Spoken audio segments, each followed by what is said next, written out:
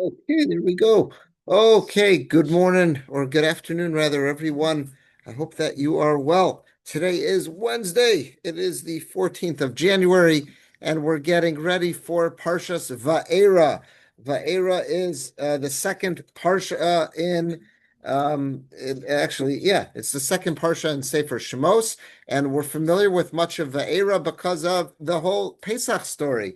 So many of the parshas at the beginning of Sefer Shmos, we have a quick familiarity with, based on our familiarity with Pesach. So here we go. So in Parshas Va'era, we remember that. Here, Shelly, if you want a sheet, there's one right here. So it says that Parshas Va'era begins right where Shmos left off. Shmos left off. Moshe has been summoned by God to go to Paro and tell Paro that it was time to set the Jews free and they were supposed to leave Mitzrayim. And we know that Paro does not listen. He is not a willing participant in this story, and we're going to see that that is why the plagues begin. The plagues are going to begin in this week's parsha. In fact, the majority of them, 7 of the 10 plagues, will occur in this week's parsha. Okay, so we've got 3 different areas that I want to touch upon today, and I'm going to go out of order.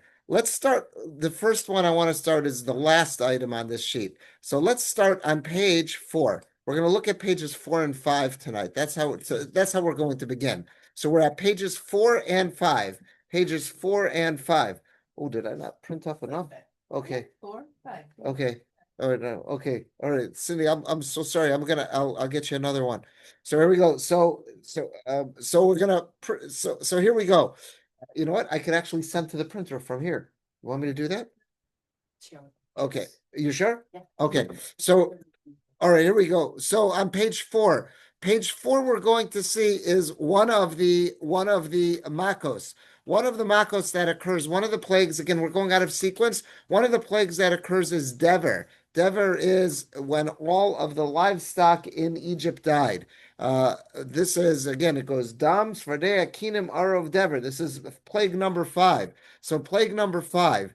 So Moshe has warned Paro that if you do not listen and you do not submit to God's will to send the Jews out of slavery, there is going to be this incredible plague, where pestilence, you might say, where all of your livestock are going to die, and none of the livestock from amongst the Jews are going to die, just the Egyptians.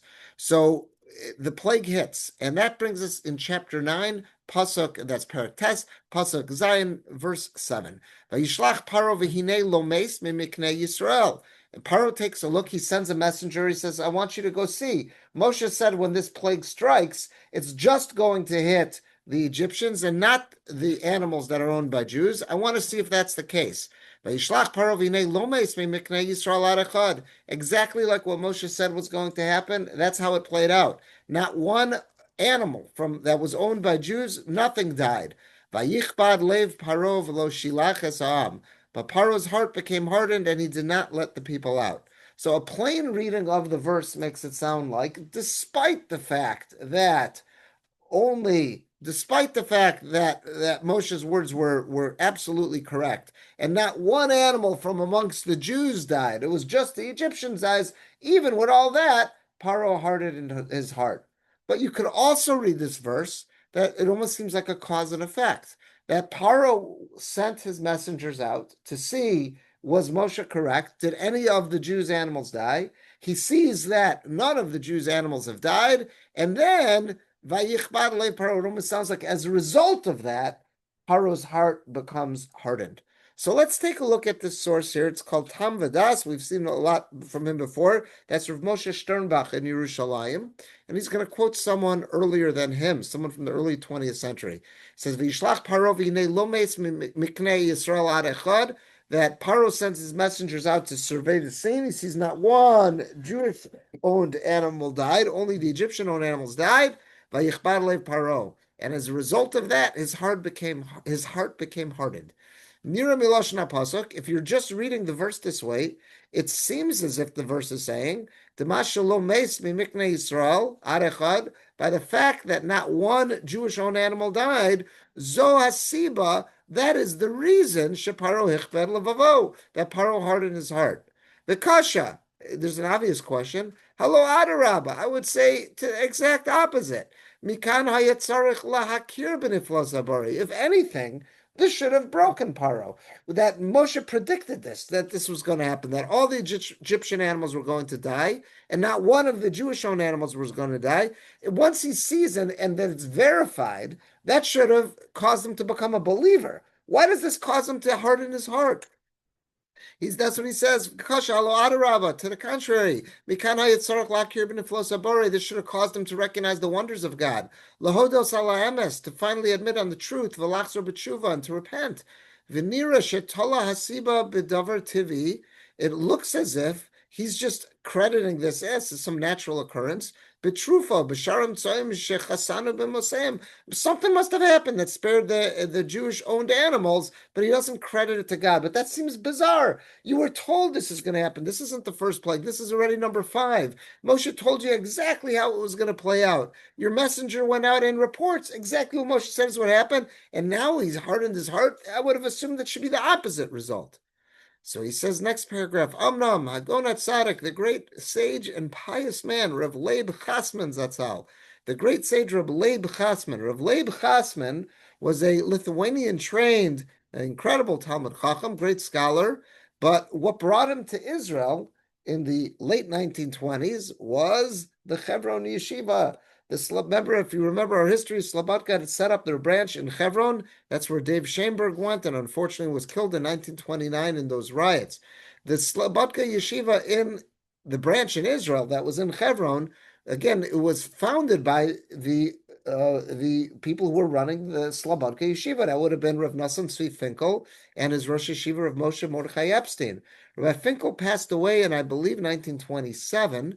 So once he passed, they needed, again, Rav Moshe Mordechai Epstein was still giving all the Gemara shiurim and Halacha shiurim, but they wanted someone who was going to take the role of, let's say, the mashkiach, working on the spiritual development of the fellows. And right then, Reb Leib Chasman had immigrated to Israel from the great Lithuanian yeshivas in Europe. I believe he was coming from Telz at this point, or I could be wrong on that.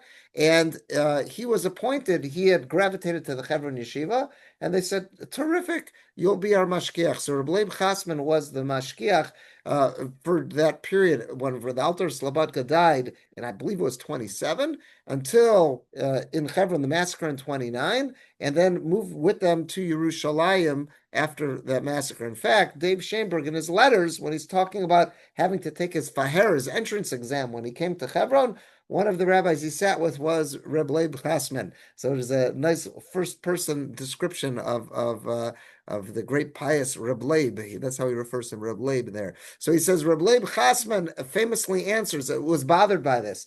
How could seeing this fact that the plague of Dever, the 5th plague, played out exactly like what Moshe said, why would that harden Paro's heart? Lamad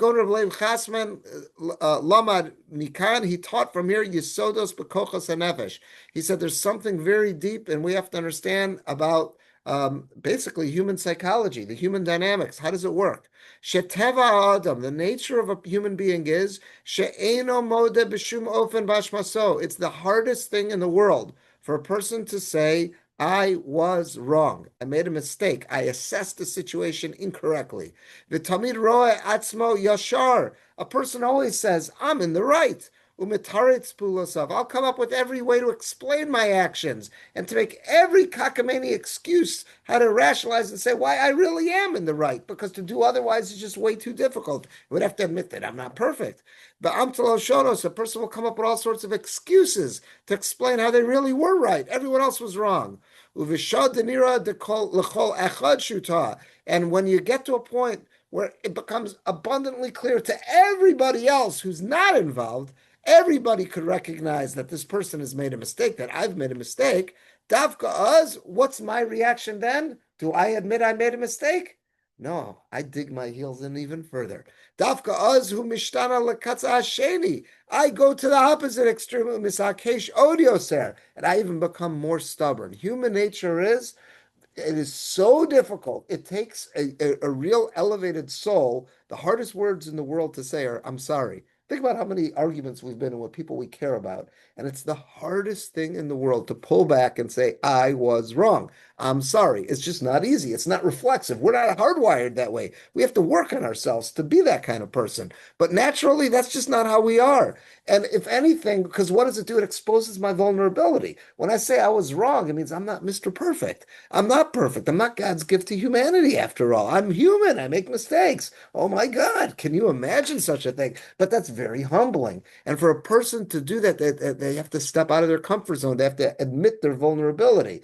That's very, very difficult for a human being to do. And more often than not, the more it looks like I've blundered and the more public it is, I'll dig in my heels even further. There are so many people, again, just to pick a name that's currently going down in flames, Candace Owens. Okay, like I don't know if anyone's followed her career trajectory, but just in the last number of months, she's gone nuts. She's gone crazy, and despite what?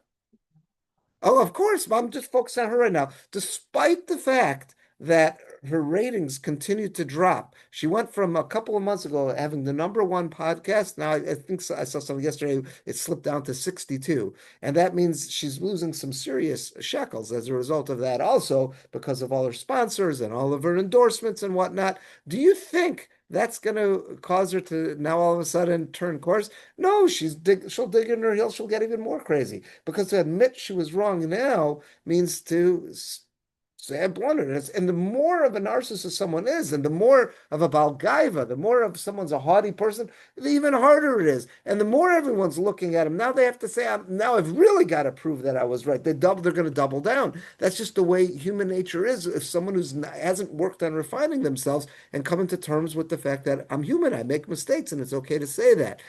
And you see people around us all the time will do this, that they'll self-destruct because of this. And he says that's what Rabbi Chasman is saying. That's what this pasuk is telling us about Paro. This is human nature. Unless the person's making a conscious effort to work on themselves and being able to admit their vulnerability and say, I was wrong, I'm capable of making mistakes, they'll just keep it and they'll double down, they'll go even further. When it became clear to the eyes, Kol Tzidkas Yisrael, that the Jews are the ones who are righteous here, that Moshe was saying, send them out, because God is on their side. Shalomes Mikneim, and the proof of the pudding is that none of their animals died. Afechad, not even one. Dafkaz Hichbid Paro es libo. Paro had to become more stubborn, because to become more stubborn now, he's got more on the line. The more on the line, he's got to double down even harder. There's a term for this, and I saw this again right away. As soon as I saw this Divrei Torah, it made me think of this term, cognitive dissonance. This term cognitive dissonance is so powerful and it's so necessary to understand this human nature. So look at page 4. I just did a quick. Describe a typical human. He thought he was a god. Okay, but he thought he's a deity. So in other words, but this is deity can't say he's wrong. Even more. It's more challenging for him. But I'm saying the same way why so many people we know in our everyday lives are having a hard time saying sorry. You're right. It's even more difficult for someone like Paro. And the more public a person is, and the more their reputation has been on the line, it'll become even more. They're not going to back off. In other words, we make a mistake of thinking, okay, all we need is one more proof to realize that they've made an error, and now they're going to fess up. That's just going to cause them to become more stubborn. Look at this. I just did a quick Google search this morning. Here's an article from just recently. It was June, just a couple months ago. But again, this is not a new article. I've seen this in books years ago, and the research is out there. They're just repeating it. It's just a new article. Why do doomsday believers double down when prophecy fails? You're more likely than you think to defend your irrational beliefs. Okay, this is in Psychology Today. So it says, imagine devoting your life to a cause because you believe the world will end on a specific date.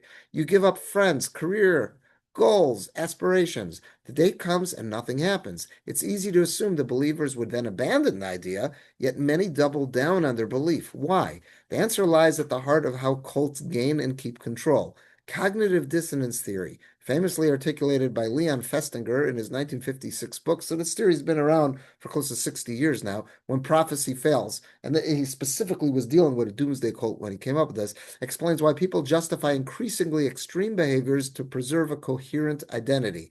When our actions don't match our values, we have a nagging sense of discomfort. We may know we shouldn't speed, but we justify it by telling ourselves we're late.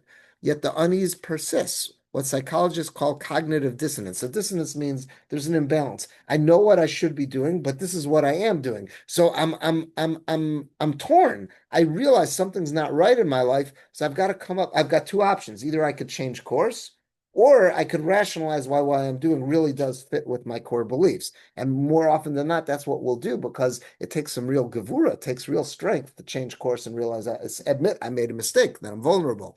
So that's what he says here. So he says they call this cognitive dissonance. He was the one who I think came up with the term. We want our thoughts and actions to align. According to Festinger's theory, the discomfort motivates us to reconcile the inconsistency. We might change our behavior slightly or add a new explanation to justify existing actions. In other words, we rationalize.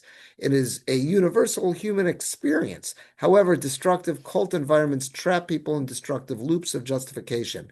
Okay, we're not going to read the whole article, just this next section. When prophecy failed. In the early 1950s, a Chicago homemaker named Dorothy Martin, her pseudonym was Marion Keach, convinced a small group that she was receiving messages from aliens about imminent apocalypse. Again, like we think people are just losing their minds now, with too many going down the rabbit hole on some internet search. This is 1950s. The group believed a great flood would submerge Earth and that a flying saucer would rescue them. Many believers quit their jobs and severed ties with family. Festinger, a social psychologist, and his colleagues wondered what would happen to these people when the prophecy failed.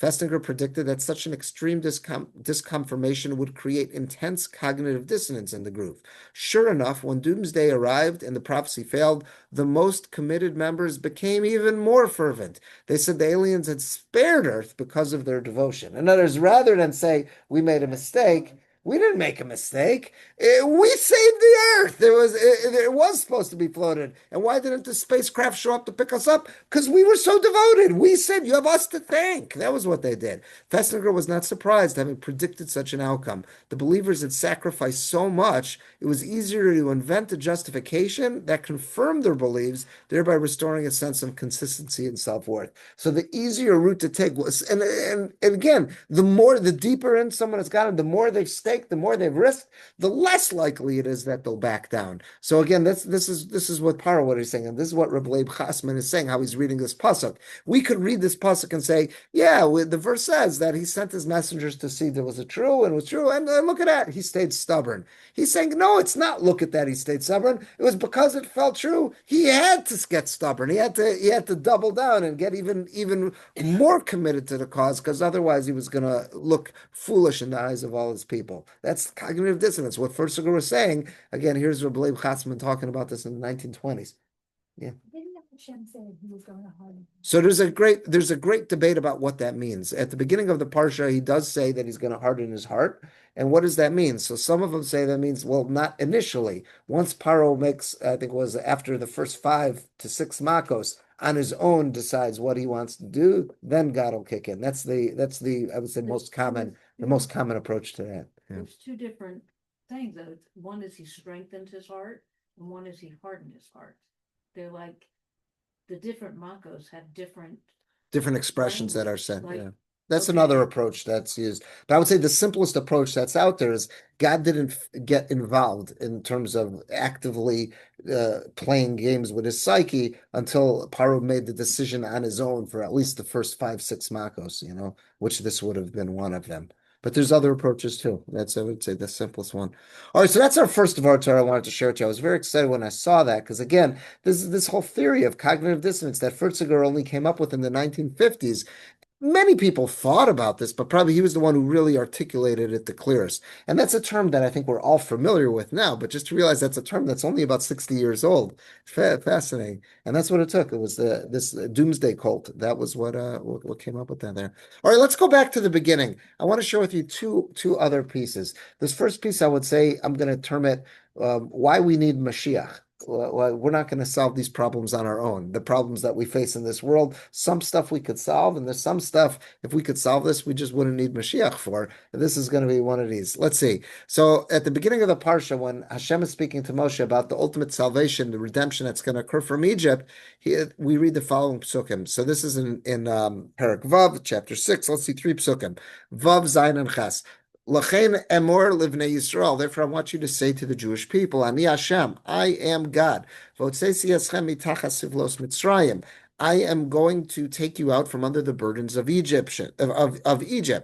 V'hitzalti eschem me'avodasam, and I will save you from their labor. V'ga'alti eschem b'zroa netuyah, and I will redeem you with an outstretched arm. Uv'shvatim gdolim, and there's going to be great judgments. Zion, v'lakachti eschem lilam. Now he's going to use the four expressions of redemption. V'lakachti, I'm going to take you. I'm sorry. This is a continuation. The four expressions began with v'hotzesi, v'hitzalti. Hotzesi means I'm going to take you out. Hitzalti was I'm going to rescue you. Ga'alti, I'm going to redeem you. And now it was v'lakachti. That's number 4 in verse 7.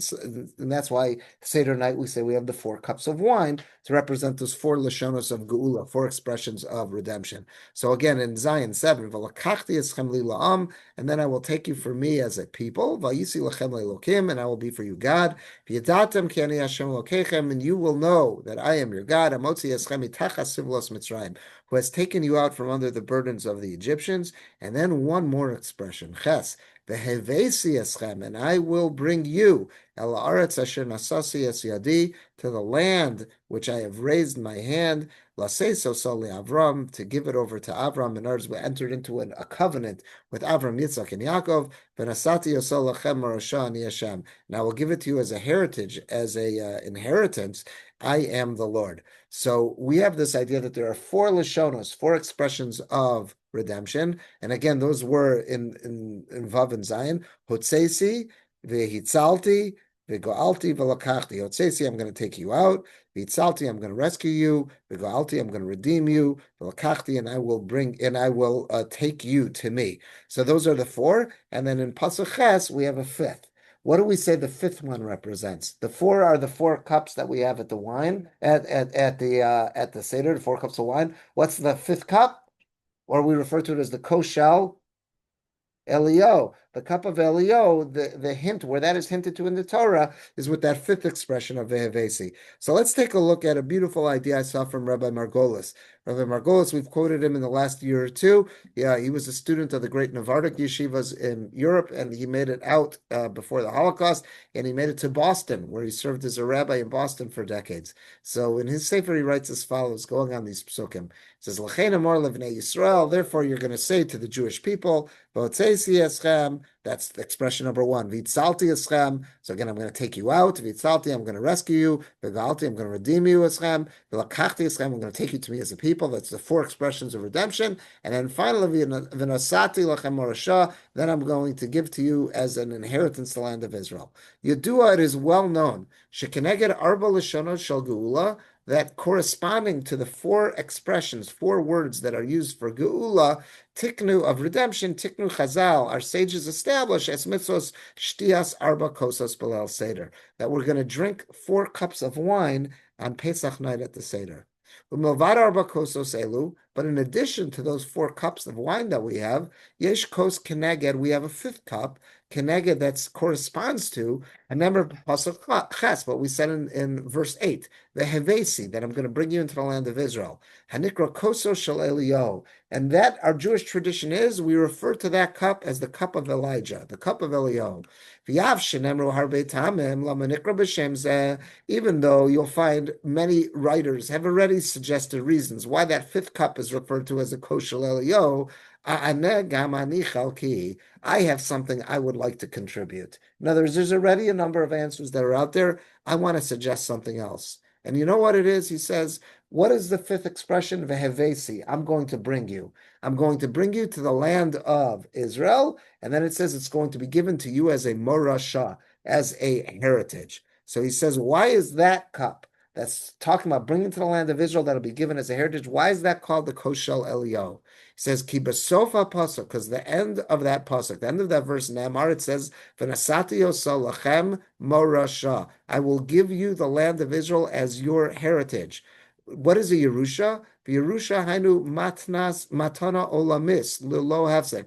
A Yerusha means something that is absolute, it is eternal, and it can there's no break in it. There's nothing can ever be taken. A real morasha, a real inheritance, a real heritage, there's no doubt as to who the owner is, there's no doubt who it belongs to, it can never be taken from them. Ulam, however, He says, due to our many shortcomings, lo zachinu, we have not merited shetei Eretz Yisrael biyadenu Yerushas olam. The Jewish people has not merited that the land of Israel should be in our hands as a true Yerusha. Ki adayin, because to this day, sonenu ma'akvim, we have enemies who are working day and night to try to prevent us from establishing our sovereignty on the full body of Israel. Ach bebias Elio, only when Elio Hanavi comes to herald the arrival of Mashiach, Mashiach Tzidkenu, and then when Mashiach comes, only then Nizke will we fully earn and fully see that culmination of God's promise, Shetei Eretz Yisrael Yerusha Olamis, that the land of Israel will truly be recognized as a absolute inheritance, Lulo Shum Hefsek, that it will never ever be taken from us. No pieces taken from us, no one voicing opposition, nobody suggesting that we're not the owners of this. L'chein nikra kozeh. That's why we refer to this kos, that cup, koser shalelio. In other words, the cup of wine that corresponds to vehevesi and comes with vehevesi. That Eretz Yisrael is a morasha that'll be recognized as a morasha, as a true inheritance. That's why we refer to it as kosher elio. Ki anu mitzapim. We look forward. Levo. We can't wait till he shows up. Va'az nishtekos al hamatana, and then we'll truly be able to drink that cup on the gift shall vehevesi, the true gift that vehevesi represents, that I will bring you to the land of Israel, shetei biyadenu olamis, that it'll be in our hands forever. I think that's a beautiful idea, and I think every now and then I know that I've articulated this when I've spoken with friends. Friends have articulated this with me. Is that we see this, and I think we've thought about this all the time. I don't know if we've ever taken the time to articulate it, but we're all consumed with the situation in Israel because we've got so much at stake. We've got family, we've got friends, we've got loved ones. It's our people. We understand that connection. And we can pull all the hair out of our head, the remaining hair in our heads, pull it out, trying to think of, well, how are we going to work this all out? How are we going to solve all this? At the end of the day, we have to do our best, and we're trying to do our best. But what we also have to recognize is that ultimately, there's only one solution to all this, and that is really when Mashiach Tzidkenu comes and takes care of these promises that God's made for us. Only then when Eliyahu Hanavi shows up, only then will it truly be a Yerusha that we won't have that opposition. We need to, that doesn't absolve us from putting in our efforts now, but to think that we're going to come up with the solution, that anything short of Mashiach Tzidkenu, we're fooling ourselves. If that was true, then what are we davening for Mashiach for? We don't need him. If this was a nut we could crack on our own and we could solve this puzzle on our own, then why are we davening for Mashiach every day and for it's got to be that there's something about this that we cannot crack. We cannot solve this. We have to do our best, and we have to do our best to ensure our security and to ensure our rights. But ultimately, to recognize the fact we're not going to be able to solve this short of godly intervention. We're just not going to be able to ultimately resolve this thing.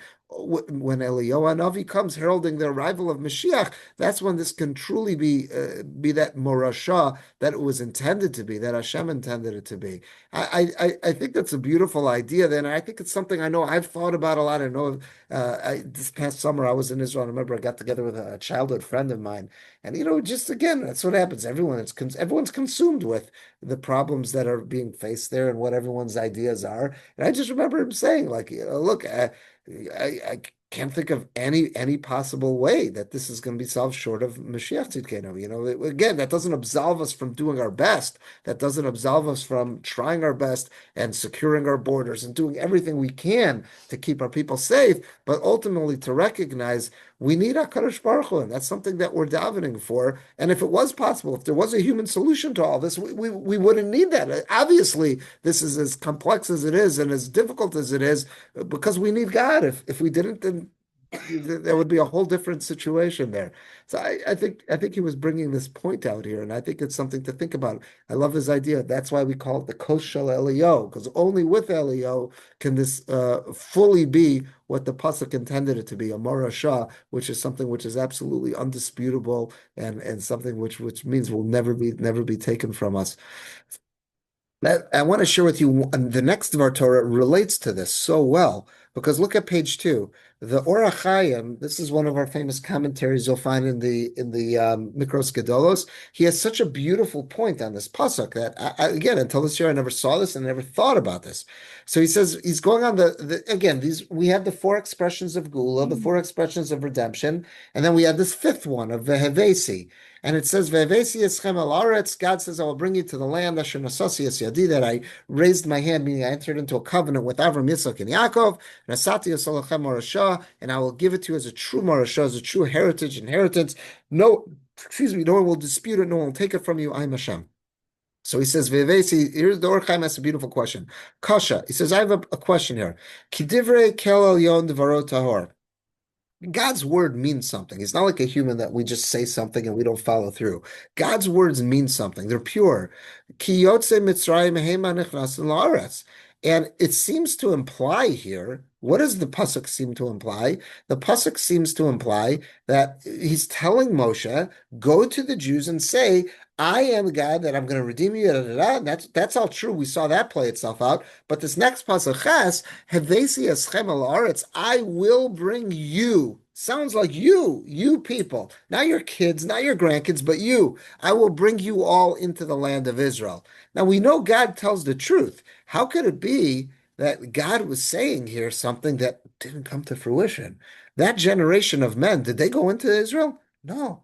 So how could it be that right now God is voicing it in such a way? God's all knowing, all seeing. He knows that generation is not going to go in. So how could he be wording it, asking Moshe to say a message that's not going to play itself out? The words of this pasuk look like the very same Jews who left Egypt in Exodus are going to enter the land. Because it says, you same guys I took out of Egypt, I will bring you into the land of Canaan. That's not how it played out. It was the next generation, the children that were brought there. All the males, not the females, all the males of the Exodus from Ben Esrim Shana, from 20 and up, Naflu Pigreim B'Midbar. They died in the wilderness after the sin of the spies.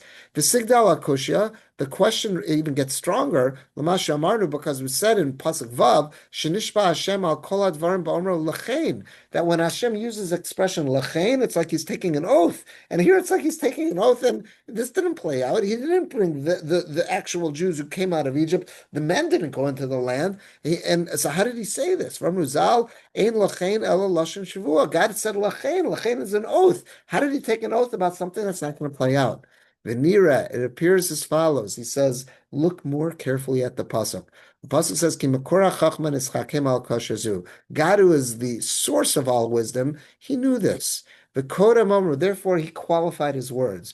Before he said, before he said to the Jews, I will bring you into the land of Israel, Amar, what did he say? V'yadatem, you will know, ki ani Hashem Elokeichem hamotzi. You will know that I am the Lord your God who took you out of Egypt. Perush, what does that mean? Tanayu b'dabar. There's a condition here. When I'm saying vehevesi, that I will bring you into the land of Israel, there's a condition. The condition is you have to know, you first have to fulfill v'yadatem ki ani Hashem Elokeichem hamotzi. You have to have full trust in me that I'm the God who brought you out of Egypt. That the generation who sinned by the spies, did they have full trust in God that he was the God who brought them out of Egypt? No. So he's saying the promise is if you will have the full trust in me that I'm the God who took you out of Egypt and I'm capable of doing this, then vehevesi. That's what he's saying. Anything short of that, Im tanatsu Hashem, if you challenge, if you rebel against God, ein kanav tachazu, then you don't have this guarantee. Vasher al kain kasav, that's why specifically prat zeh shal yidias Hashem, that's why if you look at these psukim, it gave you the four expressions of gula with no strings attached. No strings attached. It's only by vehevesi. Vasher al kain kasav prat zeh shal yidias Hashem, only by vehevesi, by bringing you into the land of Israel, only there is a conditional that you have to know that I'm God and who took you out of Egypt and I'm capable of bringing you into the land of Israel. In the middle of all these great promises, God almost interrupts it by saying, oh, by the way, there's got to be the v'yadatem es Hashem. There was not an accidental placement. Testament, he put that right there before Vehevesi, specifically there, Lomar, to tell us, Ad Kanu b'shvuah lo tonight. The first four expressions, that was an oath that was not conditional. Votsesi, vitzalti, v'galti, v'lakachti, about taking you out of Egypt and making you into my people. Tell you, that's unconditional. However, Aval Prat when we get to the fifth expression of Vevesi, bringing you into the land of Israel, that is conditional. And what's a conditional on? V'yadatem, that you have to know, you as a people, not individuals, as an entire people have to know that I'm your God who took you out of Egypt and I am capable of doing this. Basically, you have to turn to me and trust in me. Oz vehevesi, then I will take you. V'zulazeh, anything short of that, yen mashiyeh, then you're on your own and there's no guarantees. So that's what he said. So I think this dovetails very well with the Rabbi Margolis. What is Rabbi Margolis pointing out to us? Vevesi, that promise of going into the land of Israel and truly having it as a morashah, that we're only going to experience when Eliyahu Navi comes. Everything until then, it won't have that Morashah aspect to it. It will be disputed, and there's this constant tension that we want to get away from. We can't solve that on our own. We can't do that. Only God can do that, and that's with Eliyahu. But when will we get that Vavesi? When will we get that full sense of Morashah? The only time we get that is when we have V'yadatam ki ani Hashem Elokechem Amotzi Esem. Only when we, as an entire people, come to finally recognize that it's time to say that, whatever we've done till now hasn't necessarily worked. It's gotten us far, but it hasn't necessarily worked. The only way we're going to pull this off is as an entire people coming to that point of Yadatam ki ani Hashem Elokechem, recognizing that it is God Almighty who runs the world. He's got a plan. He took us out of Egypt, and we've got a covenant that we're supposed to be in with Him. There's expectations on both sides, and once we commit ourselves to that covenant, then we can have the Hevesi and bringing us to the land of Israel and truly having it as that Morashah that only could come along with Eliyahu Hanavi, who's heralding the arrival of Mashiach. So I think these two go hand in hand, and I think it's something that even though I think we all know this intellectually, we have to remind ourselves of, because we rack our brains trying to think of how can we solve this situation, and ultimately we have to recognize the situation is only going to be solved one way, and that's with God. It doesn't absolve us from doing our best till now, but the ultimate solution is God's plan here. All right, let's see one more short thing. The second plague we all know. The first plague was Dam. The second plague was Svardeya. Svardeya translates as frogs, right? In previous years we talked about the dispute whether it was frogs or crocodiles, but the consensus is frogs. Let's take a look something about the laws of tefillah. So the bottom of page 2. So this is in the Shulchan Aruch, bottom of page 2. Let's look at Sif Beis. It's like the third line towards the end. It tells us the laws of tefillah. Lo yispalel b'libo levad. When I daven, something specific about Shemona Esrei, I shouldn't just it's all internal, just in my heart. Ela mechatecha dvarim b'sfasav. I should silently, like almost like very, very quietly, my lips should be moving and I should speak the words out very quietly. Mashmiel laznav balachash, just loud enough that I can hear with my own ears. My neighbor shouldn't hear me daven. V'lo yashmiya kolo, my voice shouldn't be heard by others. V'meino yachol lechaven balachash, let's say a person says, I just can't have kavana if I'm that quiet. Mutter like be a kolo, you can raise his voice a little bit louder, but still really just enough that the person should be the only one who hears his voice or her voice. Aval b'tzibur, if I'm davening together with a congregation, aser, I then shouldn't raise my voice much at all, because then I'm just going to cause other people to lose their place and get distracted. It's not something other people shouldn't be hearing me daven my Shemona Esrei. That should be real focused time there. And then he says, in the Ramah, v'mashmiya kolo bebeso. Let's say when I'm davening at home, I raise my voice a little bit louder. Kishmispala when I daven kadesh yilmadu mimenu bebeso, because I want my children, I want the family members to hear what davening sounds like. Mutter, that's okay. But he's saying in shul, I really, really shouldn't raise my voice. That's the idea. So what's this all based on? Let's look at the Mishnah Brura, and he says as follows. So I'm on page, I think that's page 4, page 3. I'm sorry, page 3. So Mishnah Brura on top Vav, Lo Yashmiya, I shouldn't raise my voice so loud. Tichsiv, because it says by Tfilas Chana, when Chana davened, that was the mother of Shmuel. We read about her on Rosh Hashanah. When she davened, it says Raks Fasel Naos, her lips were moving. V'kolo Lo Yishma, is that Eli Cohen couldn't hear her voice when she was at Mishkan Shiloh and she was davening. He just saw her lips moving. And that's always seen as, wow, that was such a perfect tefillah, so we look to Chana for that. And if a person feels the need that they really have to raise their voice when they daven, it's almost as if they're a person of little faith. Why? If I'm yelling my tefillah, it's almost like I don't believe that God is capable of hearing unless I really, really raise my voice. That's like I'm limiting the powers of God. So, and therefore, anyone who really raises their voice when they daven, sheker, they almost are putting themselves in the same lot as the false prophets of yore in the pagan societies. Because they used to scream out in prayer when they would pray. V'ayin Birkei Yosef, he says, also look at just some earlier sources of Chayadam. A person should really try to daven so silent. Even if there's a person sitting next to or standing next to me, that person shouldn't hear me. If a person can't have proper intent, kavana, being so quiet, do it a little bit louder. But again, the focus should be that I don't want to get anybody else distracted. Okay, that's the idea. So the idea of tefillah is we're not supposed to be serious. Now, you should know there is one group of Hasidim that is very famous for this yelling at the top of their lungs. I once davened, I think it's Karlin Hasidim. What?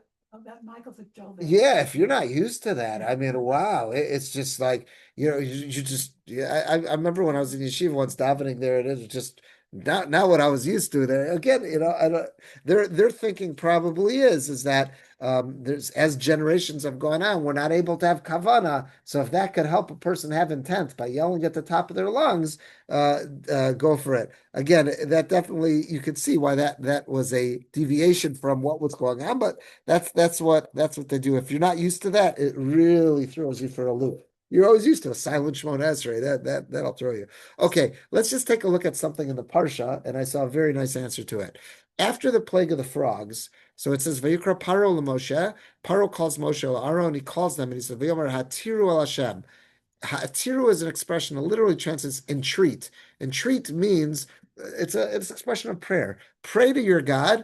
V'yaserat Sfardim Imeni. So we should remove the frogs. Umeami and my people. What? It's stolen. Right, I'm thinking Karlin Stolen. There's a group of Hasidim called Karlin Stolen, and then there's also Pins Karlin. So I think it's the Karlin Stolen ones. Okay, so he says I want you to daven to God to get rid of these frogs and from me and my people. And then I'm willing to send you guys out. Hashem, so you could sacrifice to God. Hey.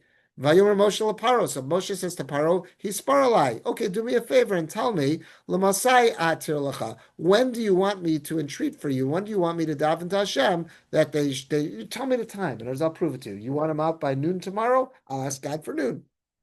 Ches. Vayitze Moshe v'Aaron me'im Paro. So Moshe and Aaron leave Paro. Vayitzak. What does Vayitzak mean? He cried out, like he shouted. Moshe al Hashem, he cries out to Hashem, al devaret Sfardim asher sham paro. So he cries out. Let's see the Sifsei Chachamim. That's one of the commentaries on Rashi. He's got a beautiful idea. Makshima olam. Many people ask, Lama shina kasu b'tzfardim vayitzak Moshe al Hashem. The only plague, when Moshe prays to God to get rid of the plague, always uses an expression of vayetar. Only by frogs does it say vayitzak. He cries out. He shouts to God.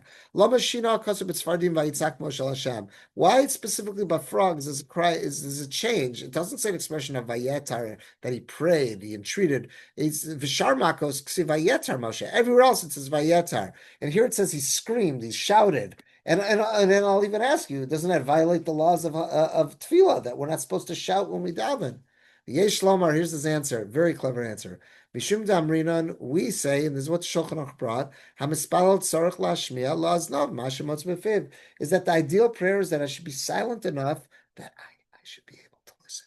I should hear my voice. In other words, my neighbors shouldn't hear it, but when I'm saying it shouldn't just be in my heart, I should be able to hear myself. But it's really, really quiet that I should be able to hear. That's the ideal prayer. That tzarich lashmiya laznav mashemotz befiv. My own ears should hear what I'm saying. V'kan, but in this case, hayut svardim tzoakim. The whole nation is swarming with frogs, and what do frogs do? They croak. Could Moshe whisper and still hear himself? No. Therefore, like Rashi says earlier, that's what the frogs were doing. They were croaking. They were making a lot of noise. Therefore, hutzrach larim kalo b'tfilah. So here specifically, Moshe had to raise his voice. Here it had to be vayitzak, that he shouted, he called out, because otherwise he couldn't hear himself. You ever hear someone say, like, quiet, I can't hear myself think? That's what's going on here. Specifically by the plague of the frogs, Moshe had to, right, this is a good proof that it would have been frogs because crocodiles don't make all that much noise.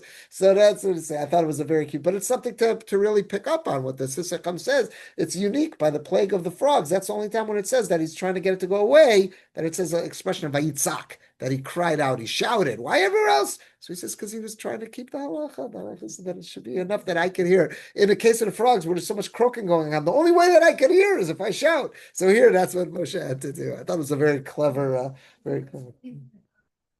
No, because he left. It says here, "Vayetze Moshe v'Aramei Paro." He left Paro. They had to go outside where there was no idols and everything like that, and where he did this. So Paro didn't hear that. All right, with that, we're going to conclude. So we saw some different ideas. We saw about cognitive dissonance. We saw about what we need Mashiach for, and now we saw about screaming in prayer. So we got some very, very different ideas that hopefully will help us enhance our appreciation for the Parsha this week. And I want to thank everyone for coming. I'm going to stop the recording.